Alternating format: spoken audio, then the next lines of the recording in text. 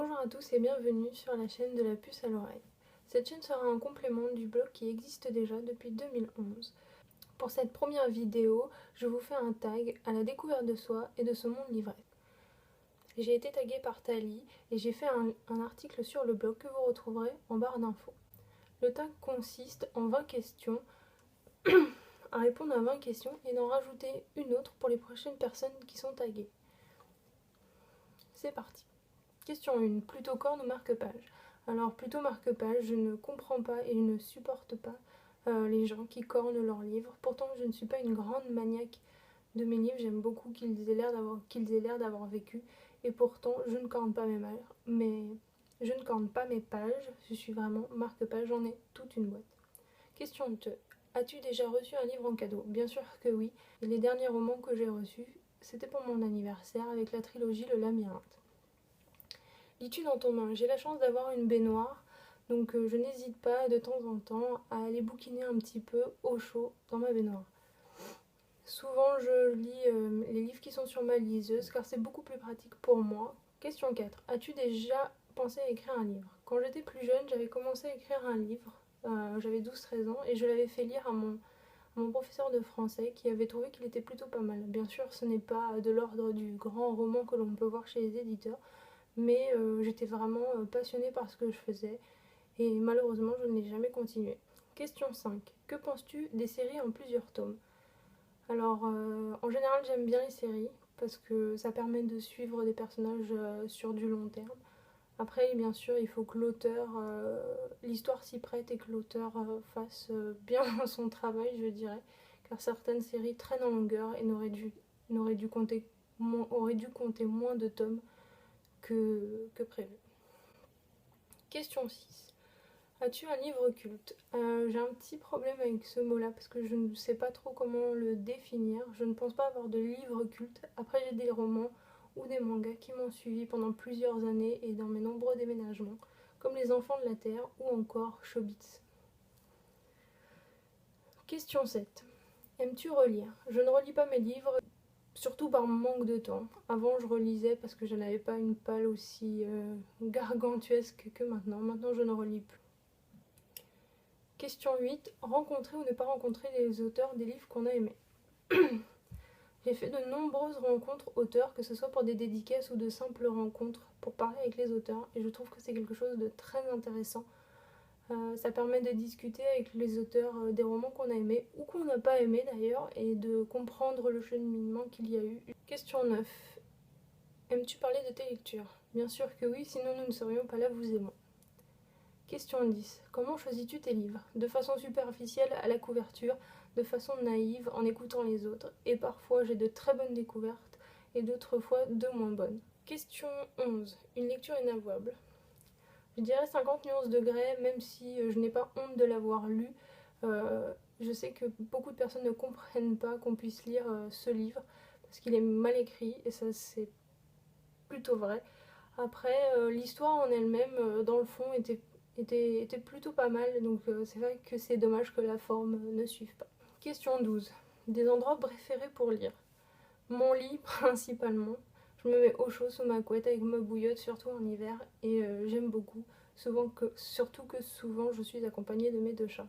Question 13. Un livre idéal pour toi serait? C'est compliqué comme question parce que moi ce que j'attends surtout de mes livres c'est qu'ils me fassent ressentir quelque chose, que ce soit de la colère comme Revanche de Kate Clark, ou encore un bouleversement total comme Tous nos jours parfaits de Jennifer Niven. C'est ce qui est le plus important pour moi. Question 14. Lire par-dessus l'épaule. Alors ce n'est pas du tout mon genre. Après c'est vrai que quand je prenais les transports j'avais tendance à tourner la tête pour voir un peu la couverture et le titre du livre. Question 15. Télé, jeux vidéo ou livre? Les trois. Même si la télé c'est un bien grand mot, je regarde beaucoup de films, de séries. Ça fait longtemps que je n'ai pas joué aux vidéos, mais j'ai tendance un peu à tout boulotter et j'aimerais parfois que les journées soient beaucoup plus longues. Question 16. Lire et manger. Alors pas du tout parce que je suis quelqu'un de très maladroit et j'ai tendance à en mettre partout et à salir mes livres. Donc si ce n'est pas pratique, je ne lis pas pendant que je mange. Question 17. Lecture en musique, en silence, peu importe. Chez moi, en général, je n'écoute pas la musique parce que je suis souvent dans le canapé avec mon copain, donc c'est pas, j'aime pas trop ce côté un peu isolé quand je suis dans la même pièce que quelqu'un d'autre. Quand je prenais les transports, par contre, je lisais avec de la musique. Ça me permettait de mieux me couper par rapport aux autres et de ne pas me déconcentrer. Et même maintenant au travail, parfois, je mets ma musique pour lire. Question 18, que deviendrais-tu sans livre? Creuse, tout simplement, parce qu'il n'y a rien d'autre à dire. Je ne me vois pas ne pas lire. C'est très rare quand je finis un livre et que je n'en reprends pas un autre derrière. Question 19. Tu achètes un livre sur le net et tu le reçois un peu abîmé. Que fais-tu? Alors, j'achète quasi tous mes livres d'occasion. Donc, ça m'est arrivé d'avoir des livres abîmés. En général, les gens sont plutôt honnêtes.